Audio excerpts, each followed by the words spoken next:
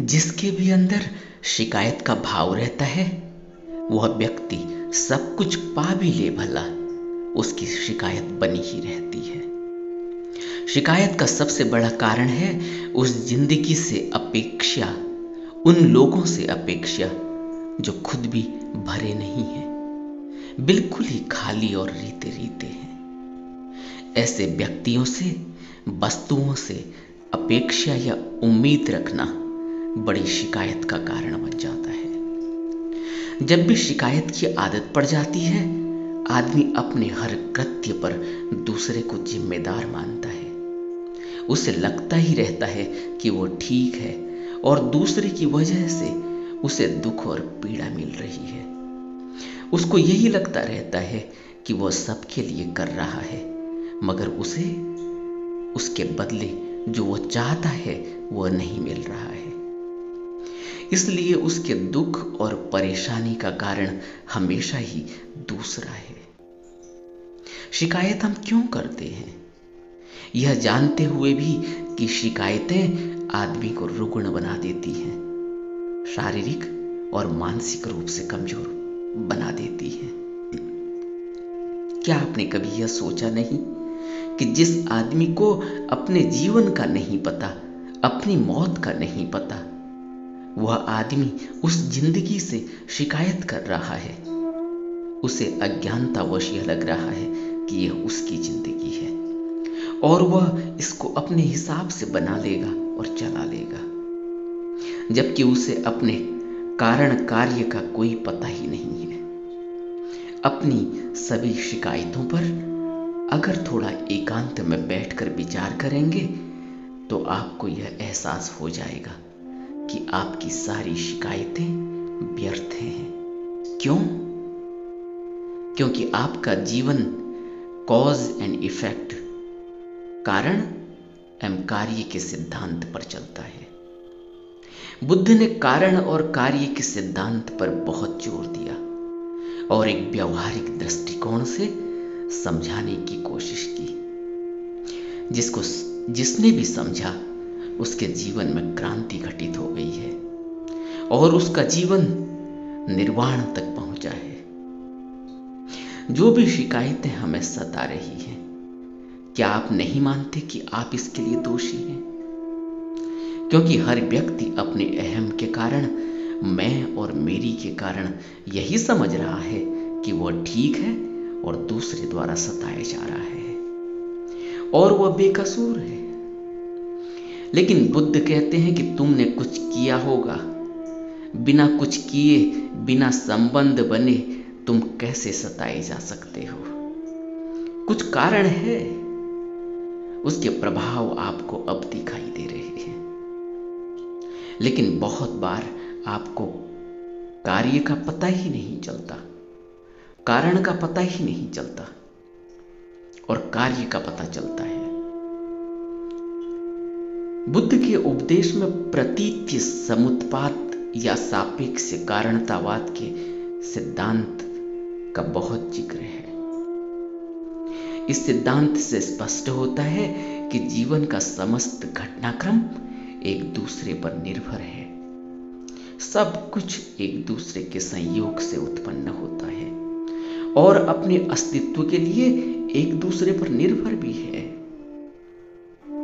बुद्ध ने कहा, इसके होने पर यह होता है, इसके उत्पाद से यह उत्पन्न होता है और इसके न होने पर यह नहीं होता। इसके निरोध से यह निरुद्ध हो जाता है। प्रतीत्य समुत्पात का सिद्धांत इस विचार से परे है कि कारण और कार्य भिन्न भिन्न हैं और कारण हमेशा कार्य से पहले उत्पन्न होता है। बुद्ध ने उपदेश दिया कि कार्य और कारण से वैसा ही संबंध है, कार्य का कारण से वैसा ही संबंध है जैसा कि अंकुर का बीज से, और यह कारण कार्य के साथ उसी प्रकार संबंधित है जिस प्रकार छोटा होने की धारणा लंबे होने पर निर्भर है। जैसा मैंने ऊपर कहा कि यह इतना आसान भी नहीं है कि हम इसको सीधे सीधे समझ पाएंगे। यहाँ घटनाएं अनेक कारणों और परिस्थितियों का परिणाम है। इसलिए प्रतीत्य समुत्पाद हमारी स्थान और समय संबंधी धारणाओं से कहीं परे है। एक में ही सब कुछ समाहित है। इसको संयोग और वियोग की घटनाओं पर आधारित भी कहा जा सकता है। अब आप समझ रहे होंगे कि जब भी भारतीय धर्म ग्रंथ में यह कहा जाता है कि पहले आपकी प्रारब्ध बनी और उसके हिसाब से फिर आपकी देह बनी, यानी शरीर से पहले यह निर्धारित हुआ कि आपके कर्म क्या थे। लेकिन यह बात कहीं दिखाई नहीं देती। न तो उन कर्मों का पता चलता है, न शरीर का तब तक पता चलता है जब तक कि मन में इतना विकास न हो जाए कि वह यह समझ पाए कि वह है। यह बात प्रतीत्य समुत्पाद से कितनी मिलती जुलती है कि पहले कारण है और फिर कार्य, और अनेक कारण और परिस्थितियों का परिणाम है आपका कर्म या कार्य। बुद्ध हमें स्पष्ट करना चाहते हैं कि यह कहना कि मैं बेकसूर हूं सही नहीं है। कुछ तो हमने किया है जो हम कारण और कार्य के सिद्धांत में फंस गए हैं। अब हमें न तो कारण का पता है और न उससे होने वाले कार्य का, और हम इस बात से दुखी हो रहे हैं कि हमने तो कुछ किया ही नहीं। जरूर हमने कुछ नहीं किया क्योंकि हमें उसकी याद नहीं। कर्म और फल का यह नियम कितना अटल है, इस बात को सभी भारतीय धर्म ग्रंथों ने मान्यता दी। यही कारण है कि अगर हम सताए जा रहे हैं और शिकायत कर रहे हैं तो हमें जरूर अपने अंदर दृढ़ता से यह विचार करना होगा कि यह मेरे कर्म है, क्योंकि कारण है तभी कार्य उत्पन्न हुआ है। हमें भले ही आभास न हो इस बात का कि मैंने क्या कुछ किया है, मगर कई कारण ऐसे बने हैं जो उस कार्य को अंजाम दे रहे हैं। और आज मैं दुखी हूं, शिकायतें कर रहा हूं, या मैं सुखी हूं और अपनी खुशी और अपना सुख बांट रहा हूं। अगर एक बच्चा पैदा हो रहा है तो उसके पीछे माता पिता के अंदर सहचर्य की गहरी प्यास और तड़प है, मगर ये इतना ही नहीं है, और भी गहरा है कि जहां कई और संयोग और संबंध बने हैं कि वो बच्चा गर्भ में आया है और अपने कारण और कार्य की वजह से अंधा पैदा हुआ है या अपाहिज, जबकि उन्हीं माँ बाप से दूसरा बच्चा पैदा होता है जो ठीक है, न अंधा है और न अपाहिज।